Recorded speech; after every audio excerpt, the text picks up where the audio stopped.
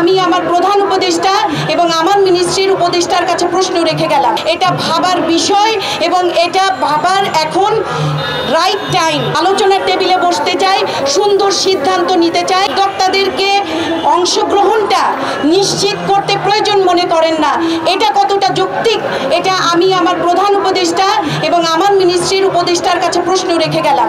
শুধু তাই না, ওয়ার্ল্ড দেখে এডুকেশন মানুষকে চোখ খুলে দিয়েছে। আজকে মা জাতিকে রাস্তায় নামতে হয়েছে। সুতরাং দেশের অর্থনীতি কোথায় যাবে, দেশ কোথায় যাবে, এটা ভাবার বিষয় এবং এটা ভাবার এখন রাইট টাইম।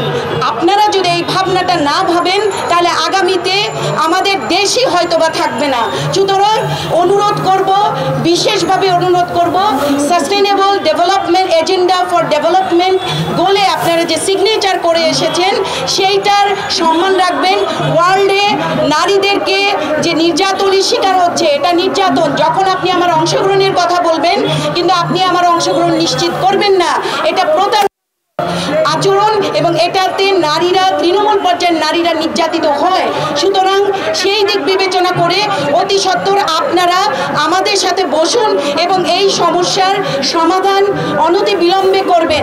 আপনারা জানেন যে ছোট ছোট উদ্যোক্তারা, ক্ষুদ্র উদ্যোক্তারা 3টা ব্যবসা করে, সেটা হচ্ছে বাণিজ্য মেলা, 2টা ঈদ।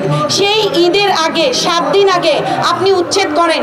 এই সিদ্ধান্ত আপনারা যে নিয়েছেন সেখানে কোন উদ্যোক্তা বসেছিল, কার অংশগ্রহণ সেখানে নিশ্চিত করেছেন? কারণ উদ্যোক্তাদের অংশগ্রহণ নিশ্চিত করে আপনাকে যে কোনো সিদ্ধান্ত নিতে হবে।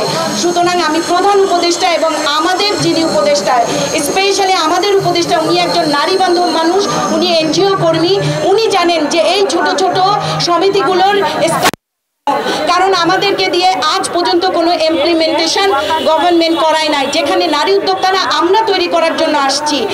2011-তে স্বেচ্ছাসেবী নারী সংগঠনগুলিকে আনার উদ্দেশ্যই ছিল যে এলাকায় 64 জেলায় সমিতিগুলো আসবে, তাদের মাধ্যমে নারী উদ্যোক্তা তৈরি হবে।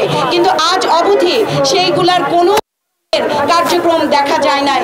সুতরাং আপনারা অতি সত্বর আমাদের সাথে বসুন।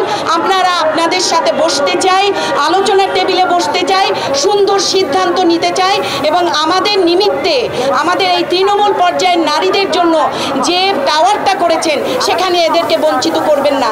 আজকে যদি আপনারা বঞ্চিত করেন, পুরা সমাজ বঞ্চিত করবে।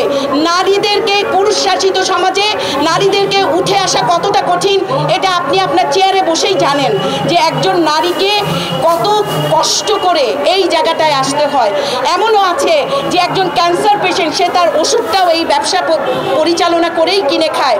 এমনও আছে যে তার সন্তানকে বিধবা, তার শরীরে, তার বাসায় যে হাঁড়িটায় চাল ওঠে সেটাও এটা ব্যবসা করেই পরিচালনা করতে হয়। সুতরাং অতি সত্বর আপনারা আমাদের সাথে বসবেন।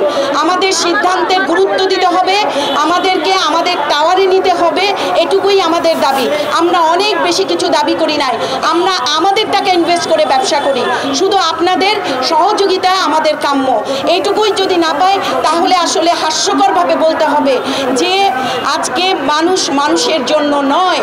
সুতরাং আমি বারবার একটা কথাই বলবো, প্রধান উপদেষ্টা এবং আমাদের যিনি উপদেষ্টা আছেন, আপনাদের প্রতি রেসপেক্টফুল হয়ে যে আপনারা অতি সত্বর আমাদেরকে বসেন এবং আমাদের সাথে যে অন্যায়গুলো হচ্ছে আপনারা এটা বিবেচনায় নিয়ে আসেন। ধন্যবাদ সবাইকে।